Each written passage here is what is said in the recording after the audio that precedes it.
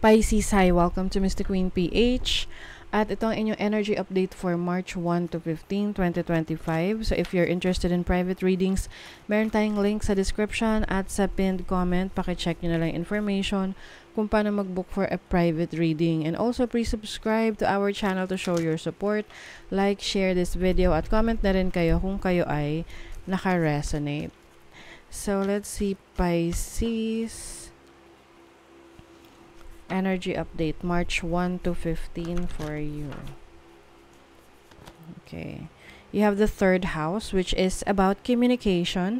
So, yung iba sa inyo, maaring you will be collaborating with some people. Pwede rin meron kayong project together with other people. Tapos, yung iba nagre-require ng short travel.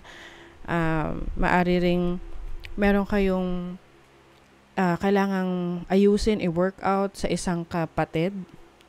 Because third house is also about siblings. This is also learning. So, yung iba may pag-aaral, pwedeng kayo ay nagre-research, self-study, or talagang kayo ay mag-e-enroll sa isang course. You also have dignified strength.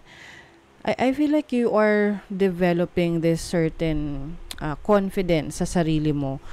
Dahil ito ang magbibigay sa iyo ng ng malaking chance para makuha mo yung gusto mo, yung goal mo. Kasi 'di ba, sabi nga, confidence is also a key to success. Na kapag confident ka sa ginagawa mo, confident ka sa sarili mo, no? Marami kang kayang ma-achieve. You also have Neptune, which is about your vision.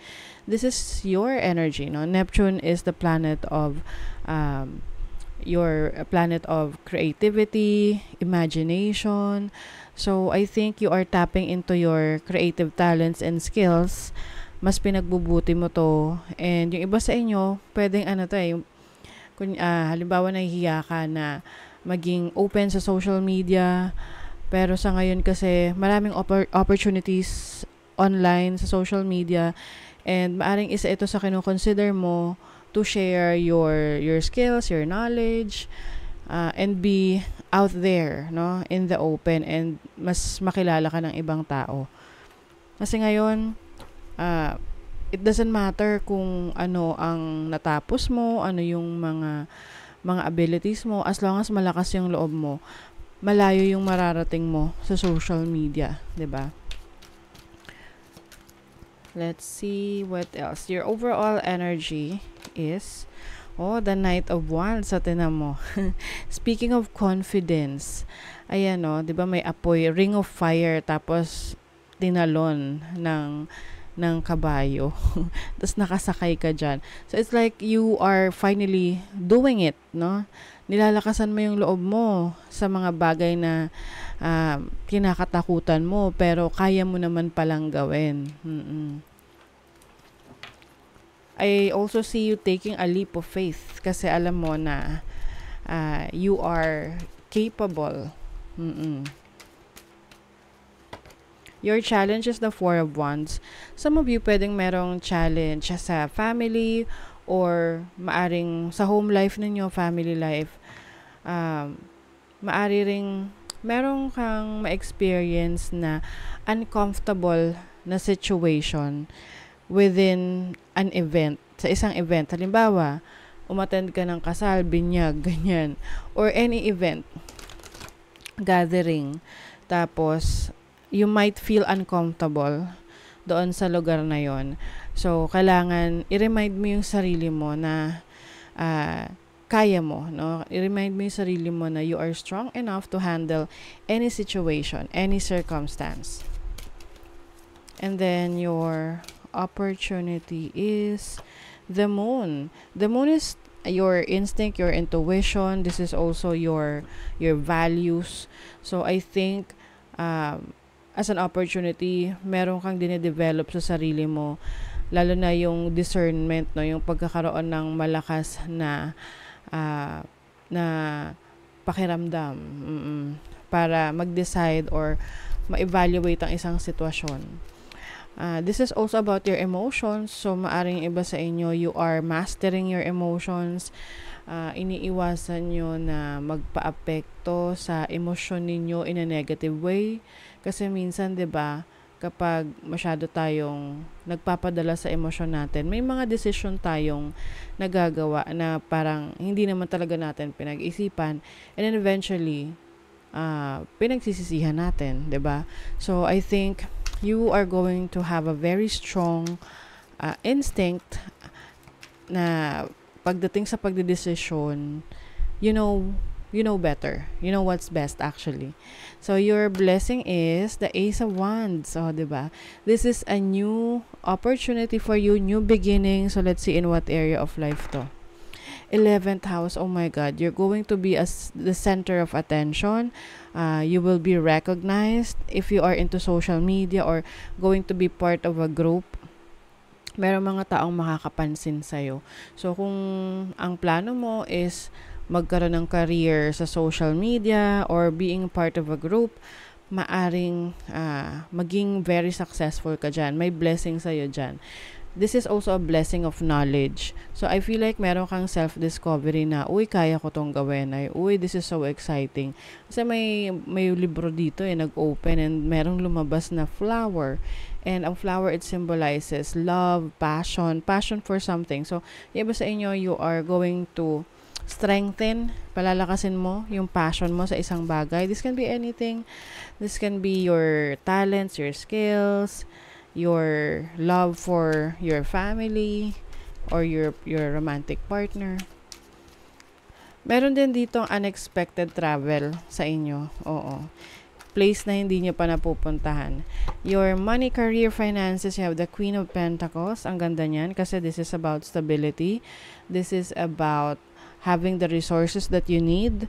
So, pagdating sa kaperahan mo, you don't have to worry kasi provided yan sa'yo. Minsan nga, may isip mo na, kailangan ko to pero wala akong pera. But actually, if you will focus on the positive side na sasabihin mo na, ay, may darating. Yes, merong darating. So, kumbaga, may flow of abundance. 'Di ba?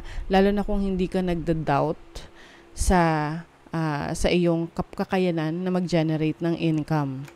'Di ba? You have the 5 of Wands. I see you na mas magiging competitive pagdating sa career mo, sa business mo. And I think dito sa pagiging competitive mo, mas na-challenge mo yung sarili mo. Mas nabi-bring out mo yung iyong kakayanan. And then your love life, you have the Empress and the 8 of Pentacles. So some of you, if you are wanting to have a baby, pwedeng merong pregnancy na dumating, or yung iba sa inyo, you are already pregnant or with anyone in the family. But if not, this is about good things na mangyayari sa relationship ninyo. I see a lot of love. I see a lot of caring, effort pagdating sa relationship. So, any type of relationship mag-a-apply yan. Kasi pwedeng, iba-iba naman tayo ng current relationship. Pwedeng, you are single pero you have a very strong relationship with your family, with your loved ones, diba? So, someone here ay nag-e-effort talaga na maging maayos yung takbo ng relasyon nila. Kasi sa relationship naman, it takes a lot of work, 'di ba? Talagang ine-effortan 'yan para mag-work. You also have bodybuilder, so you are strengthening your body. Yung iba sa inyo pwedeng mas disiplinado kayo ngayon na mag-workout or mas focus kayo na sa goals ninyo at disiplinado kayo sa mga actions ninyo na dapat nag-a-align talaga sa goals nyo within a few days. So, iba pwedeng magsisimula pa lang kayo sa inyong pagbibuild ng inyong strength. Some of you are worrying things. Ano tong pinag-aalala ninyo? Yung iba kasi nag-overthink, no? Air energy. Air is about communication, thoughts. So, you may be overthinking a lot of things. Makakabuti sa inyo kung pag medyo nasa-stress kayo is lakad-lakad. Oo. Be with nature. At iwasan nyo rin yung parang nagpapa-apekto kayo sa sinasabi ng iba. You know yourself better, diba? Speak your truth. Have strength, faith, and conviction in your voice. It has never been more needed. O, diba? Pakatotoo ka sa sarili mo, yung totoong pinaniniwalaan mo. And it doesn't matter kung merong maniwala o hindi. Ang importante, totoo ka sa sarili mo. You have Uranus, 10th house. Uy, Libra. Okay. So, 10th house is about your career, your reputation. So, meron ditong unexpected na ganap sa iyong career. Pwedeng may bagong trabaho na darating. Yung iba naman sa inyo, you will be recognized. Oo. Kumbaga, may popularity, may sense of popularity sa inyo.